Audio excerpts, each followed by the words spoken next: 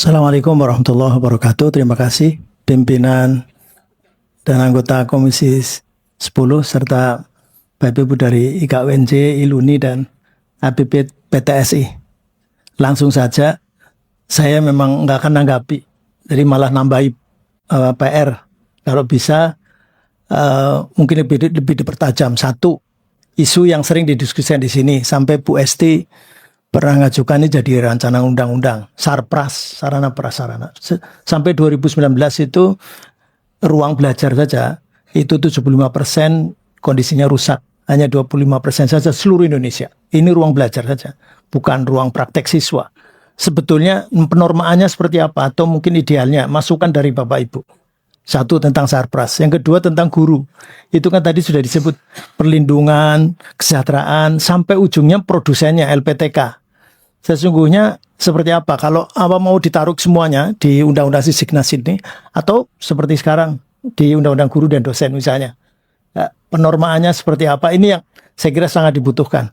Kemudian kalau melihat ini sebetulnya perlu informasi sesungguhnya sekarang ini tahapannya sampai apa sih? Jadi kalau tadi kan rata-rata bahannya dari 2022, yang itu ditolak gitu. Oleh Balik, oleh DPR juga ditolak. Jadi kemudian tentang kurikulum itu kan penekanannya di karakter itu seperti apa sebetulnya, karena di zaman COVID itu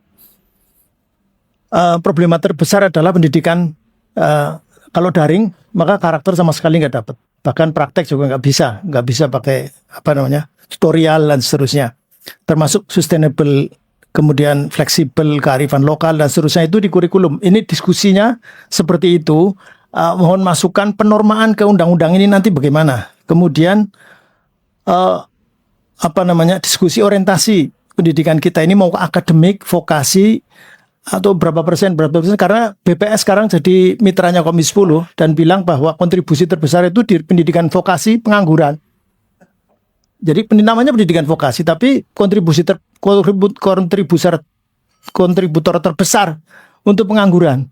Ini kan berarti perlu gagasan yang akhirnya sudah dimulai sebenarnya pada periode yang lalu, cuman berhenti, namanya peta jalan.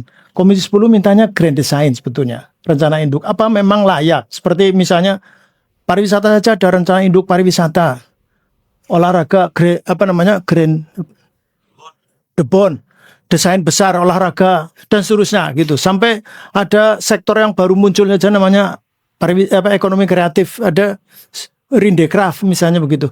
Nah ini pendidikan nggak ada.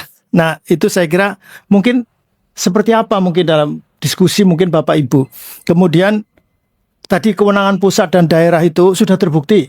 Salah satu ibu wali kota pernah ngajukan supaya SMA SMK kembali ke kabupaten kota, ditolak oleh MK. Lantas seperti apa sebetulnya mungkin idealnya. Kemudian adalah 3T tadi, Kaltara tadi, problematikanya sebetulnya sampai ke Dukcapil Pak.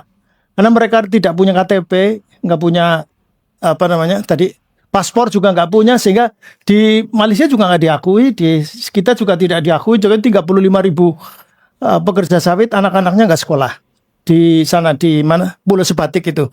Kemudian, nah ini problematika begitu, saya kira perlu dicatat, dan kemudian usulannya seperti apa. Kemudian PTN ini sampai sekarang kita demo di luar sampai rusak-rusak dan sebagainya, nanti ujungnya di sini. Kemudian kemarin Pak Presiden yang lalu itu menghentikan, tapi bukan menyelesaikan, menghentikan UKT naik. Apa benar perguruan tinggi negeri ini hanya BKT-nya atau biaya kuliah tunggal itu hanya tergantung dari BPTN dan UKT. Tadi kan saya dengar ada funding lain gitu ya. Ada opsi-opsi lain gitu. Nah, ini mungkin seperti apa mungkin kalau hukum mungkin penormaannya sehingga nanti di legal draftingnya seperti apa.